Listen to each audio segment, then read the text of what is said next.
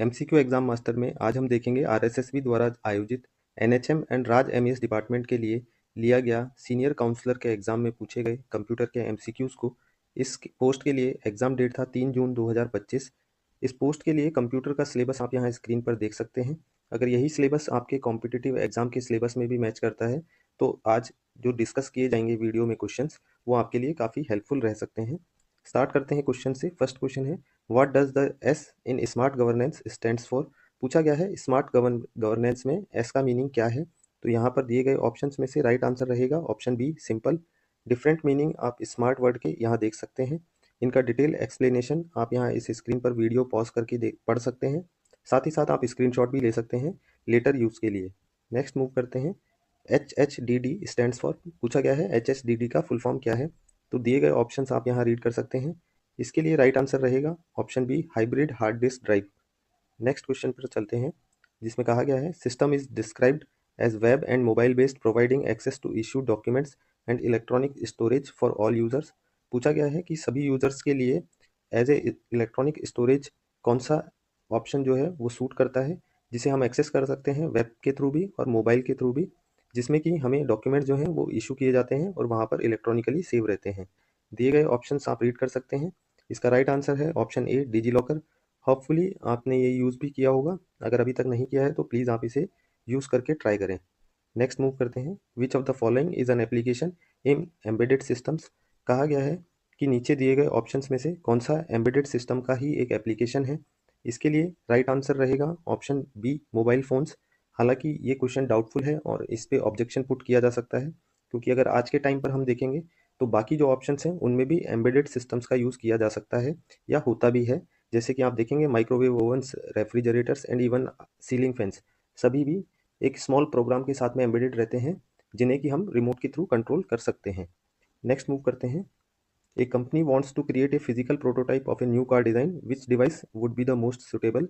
पूछा गया है कि एक कंपनी जो है वो एक फिजिकल प्रोटोटाइप बनाना चाहती है किसी भी नई कार का। प्रोटोटाइप का मतलब होता है वो फर्स्ट डिज़ाइन जिसको कि तैयार किया जा सकता है इन फ्यूचर।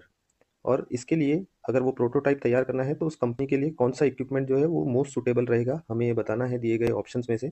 इसके लिए राइट आंसर रहेगा ऑप्शन बी एक 3D प्रिंटर का यूज़ किया जा सकता है। जैसा कि आप स्क्रीन पर देख सकते हैं कि एक स्मॉल 3D प्रिंटर दिखाया गया है जो कि एक डिज़ाइन कर रहा है वाइट शेप में। आप देखेंगे एक इंटरनल कंबशन इंजन जो एक कार में यूज़ किया जाता है आईसी इंजन, उसका एक सिलेंडर ब्लॉक जो है वो डिज़ाइन किया जा रहा है। अगर हमें कार ही डिज़ाइन करनी है तो हो सकता है उसका साइज़ जो है वो काफ़ी बड़ा हो, एक रूम के बराबर भी। नेक्स्ट मूव करते हैं। Which of the following represents an absolute cell reference. दिए गए ऑप्शंस में से कौन सा रिप्रेजेंट करता है कि वो एक एब्सोल्यूट सेल का रेफरेंस है या उसका एड्रेस है। तो इसके लिए राइट आंसर रहेगा ऑप्शन डी। स्क्रीन पर आप देख सकते हैं यहाँ पर एक्सेल में दो टाइप के सेल रेफरेंसेज यूज होते हैं, एक absolute and second is relative. आपसे रिक्वेस्ट है कि आप दोनों ही पढ़ के जाएं। जिनके सिलेबस में भी एक्सेल अवेलेबल है तो यहाँ से क्वेश्चन पूछना काफ़ी ज़्यादा प्रॉबेबल हो जाता है और ये एक इंपॉर्टेंट टॉपिक है। नेक्स्ट मूव करते हैं। What is generally considered as part of requirements analysis in database design. पूछा गया है कि जब डेटाबेस डिज़ाइन किया जाता है तो किसे कंसीडर किया जाता है कि ये रिक्वायरमेंट एनालिसिस का एक पार्ट रहेगा। तो दिए गए ऑप्शंस आप यहाँ रीड कर सकते हैं। इस क्वेश्चन के लिए राइट आंसर रहेगा option B identification of various attributes of the database. Next move करते हैं। Which of the following components is referred to as brain of the computer system. Simple question है। पूछा गया है कि कंप्यूटर सिस्टम में किसे हम एज ए ब्रेन मानते हैं या उसे ब्रेन कहा जाता है कंप्यूटर का। तो इसके लिए राइट आंसर रहेगा ऑप्शन ए CPU, central processing unit. Next move करते हैं। Which of the following is directly affected by a computer virus. पूछा गया है कि कौन सा पार्ट जो है कंप्यूटर का वो डायरेक्टली इफेक्ट करता है या उस पर प्रभाव पड़ता है किसी भी कंप्यूटर वायरस का। तो दिए गए ऑप्शंस में से इसके लिए राइट आंसर रहेगा ऑप्शन सी डेटा फाइल्स और सॉफ्टवेयर प्रोग्राम्स पे सबसे पहले और सबसे ज़्यादा इम्पैक्ट पड़ता है कंप्यूटर वायरस का। नेक्स्ट मूव करते हैं। A tutor, Brihaspati 2 and enrich fall under software category. पूछा गया है कि ये जो तीन एग्जाम्पल दिए गए हैं a tutor, Brihaspati 2 and enrich, ये किस कैटेगरी में फॉल करते हैं या किस टाइप के सॉफ्टवेयर्स हैं। तो इसके लिए राइट आंसर रहेगा option A learning management system. Enrich and a tutor आप यहाँ स्क्रीन पर देख सकते हैं ताकि आप मेमोराइज रख पाएँ इन एप्लीकेशंस को ज़्यादा लंबे समय तक के लिए। बृहस्पति 2 के लिए मैं बताना चाहूँगा ये हमारे इंडिया में ही कानपुर आईआईटी के द्वारा डेवलप्ड एलएमएस सिस्टम है। नेक्स्ट मूव करते हैं। Xeon processor are mainly used in. पूछा गया है Xeon प्रोसेसर का इस्तेमाल कहाँ पर किया जाता है। ये काफ़ी अच्छा क्वेश्चन है और ये फ्यूचरिस्टिक क्वेश्चन भी इसलिए है क्योंकि इन्हीं जो टेक्नोलॉजीज़ हैं कंप्यूटर की, उन्हीं का यूज़ जो है इन फ्यूचर बहुत ज़्यादा होगा और इन्हीं से रिलेटेड क्वेश्चंस आगे आने वाले एग्जाम्स में हो सकता है ज़्यादा पूछे जाएँ। हिस्ट्री के बजाय ये वाले क्वेश्चन ज़्यादा अच्छे हैं और मैं पर्सनली भी मानता हूँ कि बोर्ड्स को ऐसे क्वेश्चन ज़्यादा पूछने चाहिए किसी भी कॉम्पिटिटिव एग्जाम में। इसके लिए राइट आंसर रहेगा सर्वर एंड वर्कस्टेशन कंप्यूटर्स के लिए Xeon प्रोसेसर का ज़्यादा यूज़ किया जाता है। डिटेल्स आप यहाँ देख सकते हैं। Xeon प्रोसेसर को आप यहाँ स्क्रीन पर विजुअलाइज कर सकते हैं। ऑथेंटिक वेबसाइट्स विजिट करके भी आप इंटेल की Xeon प्रोसेसर के बारे में ज़्यादा अंडरस्टैंडिंग ले सकते हैं। नेक्स्ट मूव करते हैं। Which of these issues in a file system can lead to excessive storage uses and data inconsistency. पूछा गया है कि निम्न में से कौन सा इशू ऐसा है जिसकी वजह से जो डेटा है उसमें इनकंसिस्टेंसी भी हो और जो स्टोरेज का इस्तेमाल है वो भी हमारा बढ़ जाएगा।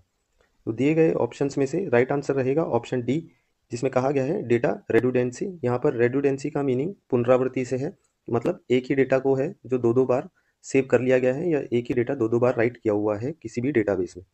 Next, as per 2008 reports was the first super computer in Asia developed by Tata group. पूछा गया है कि 2008 की रिपोर्ट्स के अनुसार टाटा ग्रुप द्वारा डेवलप किया गया कौन सा एशिया का पहला सुपर कंप्यूटर था। दिए गए ऑप्शंस आप रीड कर सकते हैं। इसका राइट आंसर रहेगा ऑप्शन सी, एका। एका वही सुपर कंप्यूटर है जो टाटा ग्रुप द्वारा डेवलप किया गया था। राइट साइड में आप डिटेल्स देख सकते हैं। यहाँ पर एका वर्ड लिया गया था संस्कृत से, जिसका मीनिंग होता है एक या वन। नेक्स्ट क्वेश्चन है, consider a scenario in which a certifying authority has made a false statement in license and did not maintain the required procedures and standards according to section of the IT act 2000। What action can be the controller take. कहा गया है कि एक certifying authority है जिसने कि झूठे वादे किए हैं लाइसेंस लेते समय और उसने जो स्टैंडर्ड और प्रोसीड्यूर्स हैं वो फॉलो नहीं किए हैं। अब जो कंट्रोलर है आईटी एक्ट के अकॉर्डिंग वो उस पर कौन सी एक्शन ले सकता है या कौन सी पेनल्टी लगा सकता है, दिए गए ऑप्शंस में से हमें चूज करना है। इसके लिए राइट आंसर रहेगा ऑप्शन सी, द कंट्रोलर में suspend the certifying authorities operation temporarily. इसमें कहा गया है कि कंट्रोलर जो है वो सस्पेंड कर सकता है सीए की जो ऑपरेशंस हैं उनको। इसके लिए हम आईटी एक्ट का सेक्शन 25 देख सकते हैं, जिसके सेक्शन 1 के सब क्लॉज सी में लिखा गया है, fail to maintain the procedures and standards specified in section 30। Next move करते हैं क्वेश्चन 15, जिसमें स्टेटमेंट दिया गया है, ए malware once designed can take many routes to reach your computer including through spam emails, attachments in emails, network propagation and removable storage device। कहा गया है कि एक ऐसा मेलवेयर जो डिज़ाइन किया गया है वो कई तरह के रूट से आपके कंप्यूटर में एंटर कर सकता है, जैसे कि स्पैम ईमेल से, किसी ईमेल में अटैच करके, या नेटवर्क के थ्रू, या फिर आप जो रिमूवेबल स्टोरेज यूनिट जैसे पेन ड्राइव्स यूज़ करते हैं उनके थ्रू।